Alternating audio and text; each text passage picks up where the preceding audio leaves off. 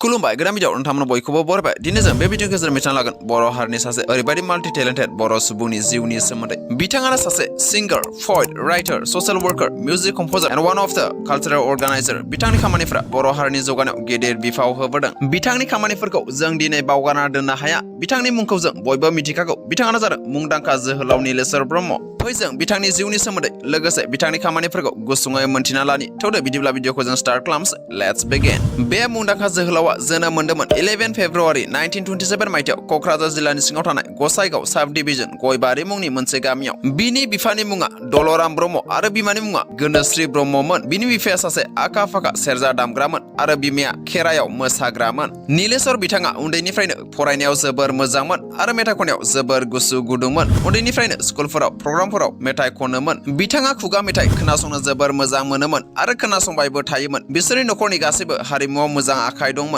नखरनि गासैबो खुगा सल' खुगा मेथाइ बुथुमबायोमोन बिथाङानो बर' हारिनि बयनिख्रुइबो सिगां ग्राम'फनाव रेकर्ड खालामगिरिमोन बिनि मिलौदो देंखोजों मेथाइ खननायखौ गिबियै 1952 मायथाइयाव कलकाता ग्राम'फन रेकर्ड कम्पानि कलम्बियायाव रेकर्ड खालामनाय जादोंमोन बिथांनि सुजुनाय बिजाब बालाब गानैखौ 1952 मायथाइयाव हारिमुआरि आफाद बर'नि अनसाय आफादा पाब्लिश खालामना होयो बे आफादा उनाव बिथराय आफाद मुंजों मोनथिजायो बेबो 1952 मायथाइयावनो बिथांनि मावलांनाय खामानिफोरा बर' हारियाव गिदिरथार बिफाव दं जायखौ जों दिनैबो बावनो हाया बिथाङा गोबांथार खामानिफोर मावनायनि उनाव 2 फेब्रुवारि 1968 मायथाइयाव प्रमिला मुसाहारि मुंनि सासे सिख्लाखौ हाबा खालामो बिथांखौ बांसिनै सिंगार आरो लिरिसिस्ट आव मुंदांखायै मिथिजासिनो बिथाङा सासे जाफुंसार देंखोगिरिमोन बिथांनि मेथाइफोरा दिनैबो गोबां रोजाब जायो आरो बिथांनि देंखोफोरा दिनैबो सोलाय जाया नीलेश्वर ब्रह्म बिथाङा 1950 मायथाइयावनो बर' रावाव कलकाता अल इन्डिया रेडिअ'आव मेथाइ रोजाबदोंमोन बे मेथाइखौ 1951 मायथाइयाव कलकाता अल इन्डिया रेडिअ'आ पाब्लिक खालामना होयो बिनि उनाव बिथाङा 1952 मायथाइयाव कलम्बिया ग्राम'फन कम्पानि लिमिटेड कलकातायाव गिबि एलबामाव ओंखारो बिथांनि मुंदांखा मेथाइफोरा जादों बिफाङाव बानानै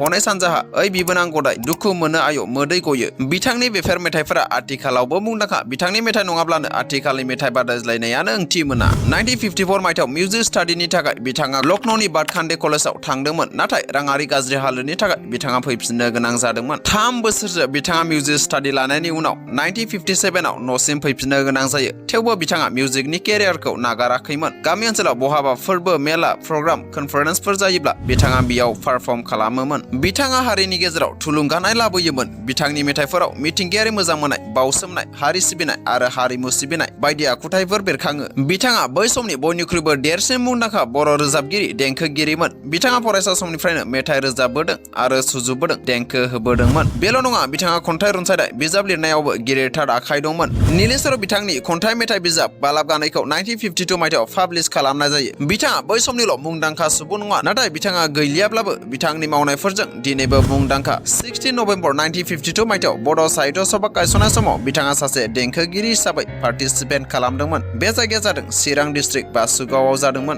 बे मुंदांखा सुबुङा गोबां खामानि मावलांनायनि उनाव 1 जानुवारि 1986 मायथाइयाव अबथिरायै जिउ खोमानो गोनां जायो बिथाङा लगभग 59 बोसोरसो बे बुहुमाव थांनानै थानो हादोंमोन बिथाङा अमृतपुर ब्रह्म सेवाश्रम गसाइगावनिबो सासे गायसनगिरि जेनेरेल सेक्रेटारिमोन बेनि अनगायैबो बिथाङा बारदै सिख्ला गसाइगाव ट्राइबेल सिनेमा कर्परेसननिबो चेयारमेनमोन गसाइगाव आसाम साहित्य सभानिबो बिथाङा प्रेसिडेन्टमोन बेफोरनि अनगायैबो बिथाङा आरो गोबां गुबुन गुबुन आफादफोराव खामानि मावबोनाय सुबुं बिथांखौ गोसोखांथि मुङाव बिथांनि नीलेश्वर ब्रह्म कालचारेल एवार्ड बान्थाखौ एभ्रि इयार कालचारेल लोब्बा गोनां खामानिफोराव जाफुंसार बर' सुबुंफोरनो होनाय जायो कालचारेल फिल्डआव बिथांनि नीलेश्वर ब्रह्म कालचारेल एवार्डआनो बयनिख्रुइबो देरसिन बान्था बे बान्थायाव थायो साइटेशन मेमेन्ट' लोगोसे 2 लाख रांनि बान्था बिदिन्थि हिसाबै बे बान्थाखौ बोसोरै मोनदों 2022 आव डान्सार नबजित नार्जारी 2021 आव सिंगार श्री अरुण नार्जारी एखे बोसोरावनो अनिल ब्रह्म बर' टेरर एक्टिभिस्टनि थाखाय आरो 2019 मायथाइयाव बर' फेमास सिंगार सुलेखा बसुमतारी बिथांमोना नीलेश्वर ब्रह्म कालचारेल एवार्ड बान्थाखौ मोननो हादोंमोन अके बिथांनि खामानिफोरखौ बे गुसुं भिडिअ मख'जोबनो हाया आरो मख'जोबनायाबो जोबोर गोब्राब बेनिखायनो बाखि थालांनाय बाथ्राफोरनि थाखाय निमाहा बिबाय अके भिडिअखौ मोजां मोनब्ला अननानै लाइक खालामदो चेनेलाव गोदानब्ला अननानै साबस्क्राइब खालामनानै लाब्लानो जाबाय okay for now thank you bye bye and take care